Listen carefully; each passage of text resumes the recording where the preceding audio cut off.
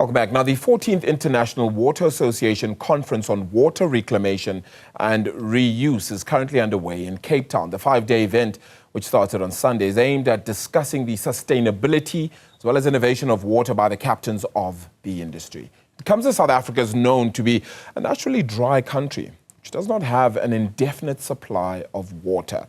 Executive Manager at Water Research Commission, Dr Valerie Naidoo, joins us now to discuss this just a little bit more. Dr Naidoo, appreciate the time. Let's just talk about the conference itself then, if you will. The significance of it, particularly at a time when South Africa's had so many water issues as well, despite having water all along its coast.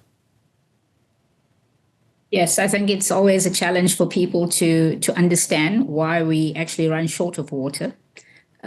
Large amount of the water is actually saline, but the fresh water is the real issue countries face, especially countries like ours, where our climate is a risk climate. It basically has a distribution of rainfall between the summer and winter months. The west is drier, the east is wetter. We also see that we don't have rainfall throughout the year, so it's normally boxed in within a 4 to 5 month period if we're lucky.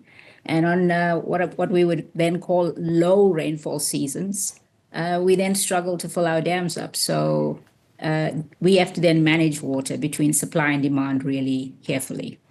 This is a little bit of an aside, sorry, and I'm sorry to put you on the spot here. Please do let me know if you're unable to answer this one. But with the latest bit of rains that we have seen across the country, would that help? It helps to top up the dams, provided the rainfall falls in the catchment areas that collect the water. But if the rainfall falls outside those areas, then to some extent they do get into the land, but we are unable to capture it. So it really depends where the rainfall falls. Yeah. Is it about trying to enhance our catchment areas as well then? You know, so should we be looking at how it is we catch water, where we catch it exactly as well, and just the funding into all of the research that comes to it? Is that also what the conference itself will be looking at? I think it's really important what you are speaking about in terms of the catchment, because we tend to speak about water supply, and then we move immediately to infrastructure and infrastructure funding. And we tend to neglect water resource protection in the catchment areas. Typically, it's underfunded in terms of managing biodiversity and the ecosystems that are linked to it. Those are the first phase of capture of water that then runs into these sort of dam capture systems and basically allows us to do the many things that we do with water. So I think it is underinvested at the moment, but you can also capture water within cities. I think you'll start to see that the concepts of sustainable urban drainage systems, the concepts of one water within cities, where cities can almost plan how they move water through a city, capture rainwater, capture stormwater, and use it for different uses with different qualities. Of course, you can use it for irrigation. You can basically use it for potable water. You can use it for other water sources that you don't then need to compromise the water that we treat to potable water standards. So cities have to almost redesign in a more sustainable manner going forward. Oh, the conference also speaks on water reclamation as well as reuse. What does that mean exactly? So typically in South Africa, we have a very small area of the land which is considered strategic water source areas. And that's the surface water part of it. And then we have a smaller part that also has groundwater, which we can then use.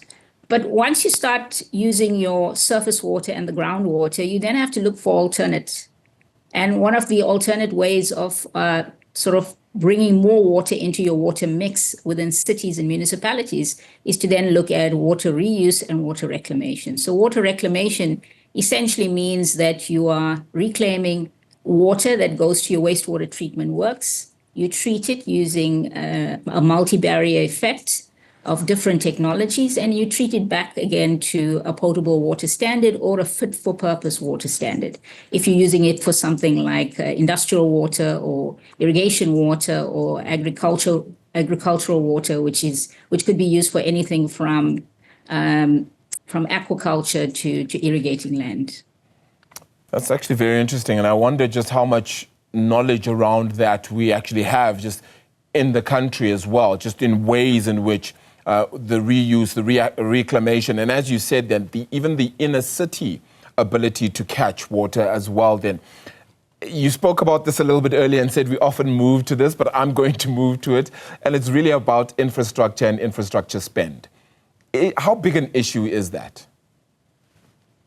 So I think by the last calculation the department did, there is a funding gap in terms of infrastructure spend. And so the country has to become a little smarter around how we use public-private partnerships, how we use investments from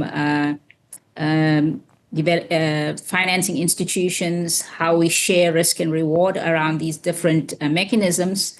It would help, obviously, if our country was growing economically a little bit stronger. But in terms of what we are doing, we have to then look at the cost-benefit analysis and then put the right kind of infrastructure. But remember, infrastructure is not just a means to an end. You also can't put infrastructure where the rain is not falling or where you have not too much water to actually move water around in pipes. So then you have to look at alternate on-site and decentralized ways of bringing water supply to customers or to the communities.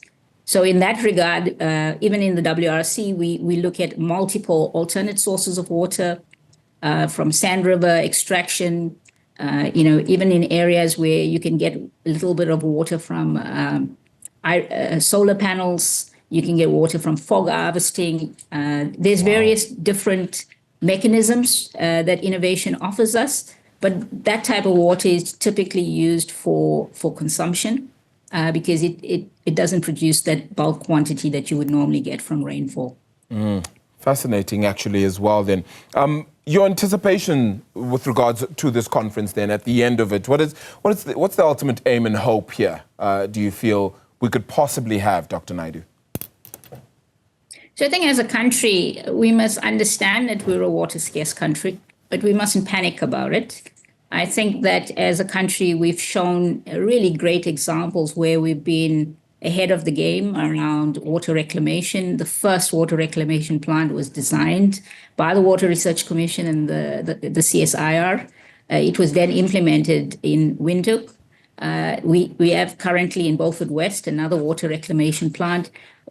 Together with the mining companies, we've managed to do water reclamation using mine water treatment to provide the Witbank area, for example. So there's various examples where we've done water recycling for industrial use. So I think we have capacity and skills, but it cannot be done by the municipalities alone. It can't be done by the national department alone. It requires, firstly, a collaborative ecosystem of partners that bring skills and finance and is able to manage this effectively, which means that it needs a private sector, it needs the World Banks to come in, the DFIs to come in and fund infrastructure. And then we also need, as a community, to understand we need to pay our water bills. So the recovery of revenue from our citizens is important, and we need to start changing the mindset. If someone is not paying their bill, check it out and go pay your bill, because that's what leads to that 24/7 water supply that you have. Indeed. Dr. Naidoo, appreciate the time. Thank you so much for joining us this afternoon and just sharing a little bit more on that 14th International Water Association Conference on Water Reclamation as well as Reuse. That's currently underway in Cape Town. That's the Executive Manager at Water Research Commission, Dr. Valerie Naidoo.